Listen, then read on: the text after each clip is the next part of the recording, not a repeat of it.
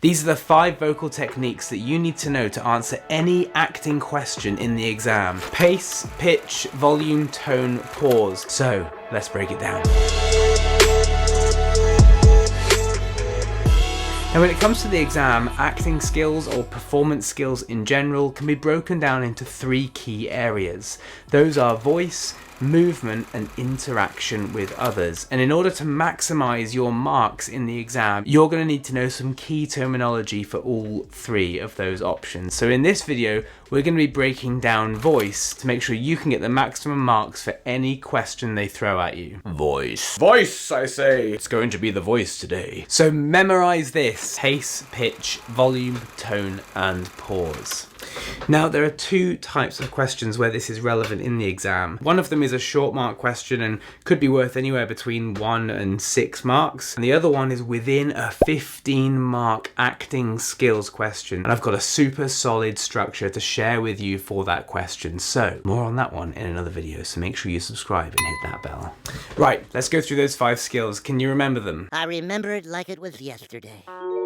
So the first one, pace or tempo. This is referring to the speed of the lines that are being spoken. Fast, slow, hurried, erratic, brisk, sluggish, ponderous. Ponderous pace. It's quite good actually. Whatever word you use to describe the pace or the tempo of the lines being spoken, it's a clear indication of how the speed of delivery could imply meaning for the character speaking. So let's look at a question from a previous exam. In 2021, we're actually given the question, as an actor, describe how you would use the tone, come to that in a minute, and tempo to deliver this line. You might be given a line in the exam, you might be asked to select a line from the extract that reflects a specific set of vocal skills. Let's take a line from one of the scenes in Refugee Boy and apply this to the character of Sweeney. In scene 3, one of the lines at the end is this: "Just so you know, alleyway, my name is Sweeney. No nickname, it doesn't get shortened. If anyone calls me anything else but Sweeney, I'll break their fingers and slice them." You understand that? If I say that line with a quick, hurried or erratic kind of tempo, "Just so you know, alleyway, my name is Sweeney. No nickname, it doesn't get shortened, and if anyone else calls me anything but Sweeney, I'll break their fingers and slice them." You understand that? Now said in that way creates a real sense of urgency and almost an instant pressure. It doesn't really give the other characters time to really consider what's being said and what's going on, because there's just an immediate threat that they need to deal with. But if I said the same line with a slower tempo, "Just so you know,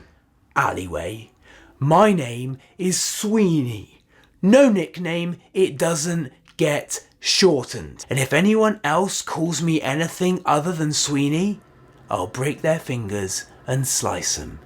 You understand that? Now that creates more of a domineering feeling. Sweeney comes across as incredibly confident and in control of what he wants to do. Whereas faster, more erratic, more hasty, it says that he's a bit more unpredictable. Both versions are intimidating and threatening in their own right because of what's being said, but the pace, the tempo of the delivery changes the meaning of the text. Next is pitch. The pitch of somebody's voice is referring to how high or low it sounds. It could be really squeaky and up there and really, oh, I don't know what to do. The pitch could be quite nasal. Could be really boring, like a really boring low pitch. Again, whatever word you use to describe the pitch, it's referring to how high or how low it sounds. Here's a good way I like to think about this as a baseline. Younger characters or characters who have less authority tend to have a higher pitch because it decreases their status. On the other hand, older characters or characters with more authority or power tend to have a lower pitch because that can sound more dominant,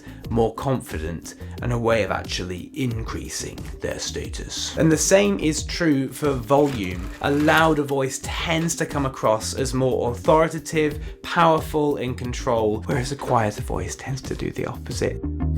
Now that's not a hard and fast rule. Just because you're the loudest person in the room doesn't mean you're the most important. And the same can be true for somebody who has a low pitch. Doesn't mean they're always going to be high status. But generally speaking, this can be a good way to understand how meaning can be created through pitch and volume for the characters you're studying in your text. Oh, I've lost track now. What are we on? Pace, pitch, volume, Tone. So tone is the emotion behind the words. It's what conveys the feelings or attitudes of a character. And a good way to think about this is that it's not just about what is said, but how it's said. And this might include pace, pitch, volume as well, but primarily tone is all about emotion. Now, I came across something a while ago called a tone wheel, and I found this to be a really helpful resource when you're trying to develop your vocabulary in this area, because at this stage you should really be trying to move past words like happy, sad, angry into more advanced words. And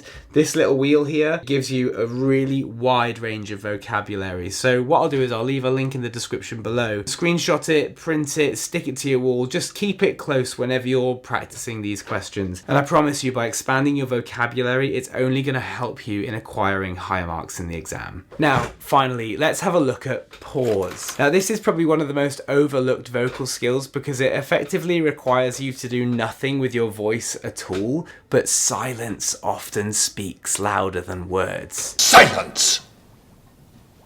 Because using silence as an actor can really help to build tension. It can change the pace of the dialogue and the rhythm of the scene. But of course, using silence gives you an opportunity as an actor to use other non-vocal skills like facial expressions, movement, and gestures to react to what is happening.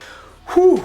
So there are your 5 key terms for voice. Memorize them, revise them, and practice using them to answer questions based on your set text for the exam. If you do want to access past papers and mark schemes, then click here where I've done a video showing you exactly how to do that. And of course, if you have found this video helpful, please don't forget to give it a like and subscribe to the channel. And I will see you in the next one.